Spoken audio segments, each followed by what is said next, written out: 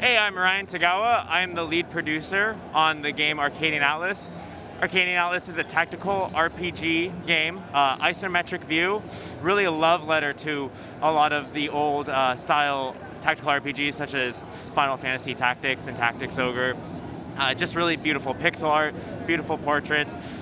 Like I said, really a love letter to the genre, but also bringing in a real nice new story and really bringing the genre back to life in a kind of a modern take.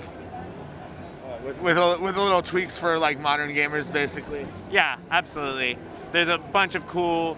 I think the team did a really good job, kind of looking at the game, but also looking at like its kind of predecessors and saying like, here's some mechanics that we want to include. Here's some mechanics that need tweaking, and really just refining that to make really something that tactical RPG lovers are gonna just really enjoy, but also something that everyone's going to be able to enjoy in terms of like story. It's a really exciting story, and yeah. Yeah, I mean, it definitely invokes all of those games that you mentioned earlier when I play it. You know, I'm also someone that grew up on that 16-bit era of like RPGs and tactical RPGs and stuff like that. So it seems like you've really nailed the vibe.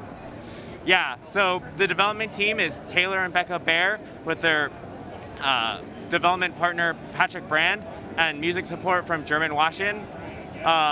They've done an amazing job putting art, music, story all together and into like a really perfect kind of, I keep saying love letter, but yeah, really just an homage to those traditional games. Yeah, I'm just kind of curious, how long has this been in development and like how big is the team overall? The development team is a team of 4, like I just mentioned. Moritz is the sound designer. Patrick from German Washington. Patrick is one of the developers, and then Taylor and Becca are kind of the lead storytellers, as well as developers and artists on the team. Nice, yeah. I feel like the tactics genre has really been making a comeback lately. What's like the reception been from fans out there, like fans of the genre and fans of the game itself? You know, reception has been good across a lot of different fronts. First, I think the gameplay-wise, people are really enjoying the gameplay here at PAX West. People have been really coming out with some great feedback, saying how they like the new mechanics that we're kind of introducing. They like how it does feel a lot like those traditional games, but they also are really interested in the story. So that's kind of the second, I would say, big pillar of what we're trying to do here, is tell a great story. I think Taylor and Becca, before game developers, are really amazing storytellers. They've created this vast and intricate world. They've given the characters a lot of backstory, and you can actually, once you learn about the characters, you're going to see like not just like how they make decisions, but why they do. Maybe something in their past affects their present. Maybe their take on like magic use is different because they grew up in a different place. There's going to be a lot of really cool, intricate kind of political commentaries on like the use of magic as in the story the throne is kind of a corrupt position, and you're going to have to see a lot of the characters make moral and kind of ethical choices, right, surrounding the story as well. And I think just having all these characters in such a real place come to life and I guess act as like real people is just really amazing to see. So I'm definitely super excited about the story. And yeah, and I guess kind of the last pillar is really just nailing that art style down. I think they've really focused on this beautiful pixel art. Each month we actually post an update on our Steam, our Discord, and our Kickstarter, showing kind of like how the game's progressing. Here's who's new tile map, and every time I think we just get amazing reception. Like, oh my gosh, the art's so beautiful. Oh my gosh, I love this like scenery, like the water, like waves, the pixel art waves look so good. Just a lot of great reception overall. It's been such a pleasure to be here at PAX, and it was also really a great pleasure to be part of E6 from Shacknews, where we announced the kind of gameplay trailer and also our release timeline. We got a lot of good reception there, and there's a special friend, Poncho. He's a little raccoon.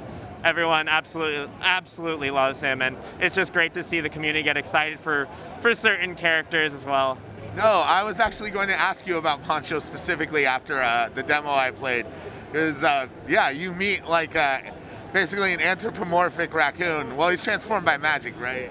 Yeah, so he's transformed by magic, and right away you actually get to see like Desmond's a little hesitant at first, and it's because his views on magic is a little more conservative, whereas Vashti is a little more open, a little more like understanding of like magic exists in this world, but it's not like, and it's technically like in the wrong according to the throne, but we have to like accept that it exists, whereas Desmond's a little hesitant, a little more skeptical, and that actually comes from the past and like where they grew up.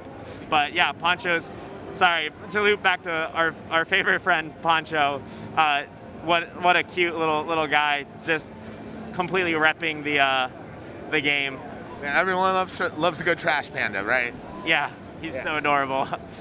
So one of the things you mentioned is that you've got some new mechanics that you're bringing to like modern gaming. Like, what are some of those mechanics? So one that I think a lot of people will be able to sympathize with is kind of how we treat permadeath in this game. So Taylor and Becca looked at kind of old games like Fire Emblem, where you have a unit that dies and they're gone forever, and the game instantly saves, and you're like, I guess I'm starting this battle over. Pretty unforgiving, feels kind of like a trial and error when you're playing that game, or like the traditional games. When you kind of compare it to games like Final Fantasy, like the original Final Fantasy Tactics, where units can be downed the whole time, and they kind of just sit there and you can revive them. There's a lot less stakes in battle, and that's, I think, something that's really exciting. You're going to see when a unit gets downed, they have 3 turns to be either like revived, or that's when they permanently die. So you can really craft your strategy and be like, okay, I can sacrifice this unit for a couple turns in order to finish up this battle, but we're really making sure that that balance of like meaningful weight in the battle, as well as like some like leniency and some forgivingness is really incorporated. Another really cool mechanic that we're excited about is in this game, we kind of have a live cast time system where when you cast a spell, you're not immediately going to see its effects sometimes. You might have to wait. So this actually gives you the chance to kind of have more of that real-time strategy. You might see an archer casting a spell or really aiming an arrow, right? And you have the chance to either maybe move away and actually avoid his spell completely, or you can go in and try to like beat him up before it's too late and you got shot in the ankle with an arrow or something, right? Yeah, for sure. And then I'm also curious, like this isn't like a job system. Everybody, like when you recruit a character, get a character, it's got a specific defined role, right? No, yeah. So when you start, you will have a specific role, but you will be able to grow these classes throughout time. So in the demo, we've kind of done it for players where we put points into the skill tree, but once you fill up your skill tree for each unit of the 4 base units, you'll have the opportunity to go to new paths. So like a ranger might become a hunter, or like and you kind of have that like traditional like Final Fantasy Tactics like promotion, and then you get to explore a new skill tree, new abilities, and kind of some new exciting strategies. Nice, that's really cool. And then what, like, as far as like recruitment goes for different characters, is it always going to be attached to the narrative, or are there opportunities for you to pick up different teammates in different places? Yeah, so there's going to be an opportunity for players to go to the recruitment center, kind of pick up some units that they like. We have Becca has done an amazing job creating a bunch of really cool portraits for all these unique characters that come from all sorts of backgrounds. So you're going to be able to recruit some characters from the recruitment center, but then also as you play through the story, you're going to learn more about some of the main story characters, and you'll be able to bring some other characters into your team, such as Lefty. Poncho's kind of second in command, a special little red panda friend that you'll kind of see also helping us rep the Arcadian Atlas brand. All right, so are those the only 2 cute animals can you recruit, or could I just have like a giant army full of cute animals? So those are the only 2 cute animals you're going to be able to recruit, unfortunately. But there's all sorts of mythical beasts. Unfortunately, they weren't able to be shown in the demo, but just seeing all this pixel art come for these like fantastic beasts, these just monsters of the woods, is really exciting to see, and I think it's going to really help build the fantasy world, and let people really understand like where we're coming from, you know? Yeah, absolutely.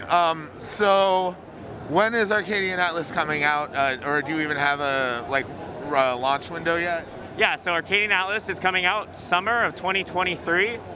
Make sure you wishlist it on Steam, and also follow our Discord and Twitter for monthly updates. Every month we're doing monthly updates to show how the game's development, showing new classes, showing new maps. So definitely go check it out. It's really cool content, and it's also really, in my opinion, really exciting to see like a development process kind of come to light and see the passion that Becca, Taylor, Patrick, and Moritz are really putting into this project. Absolutely, and social media, websites, like where can people go to find all that stuff? Yep, you can go to the Arcadian Atlas Discord. You can go to the Arcadian Atlas Twitter, which is just @Arcadian Atlas. Those are great places to start. If you're a backer, you can check out the Kickstarter. We also post updates there, as well as go check out the Serenity Forge Discord for a little additional Arcadian Atlas content. Awesome. Well, thank you so much for talking with us today. Yeah, thank you so much. I hope you guys are enjoying the event. It's been a really, really nice honor to speak to you, and really an honor to be able to show our game. Well, right on. Right on. Thank you.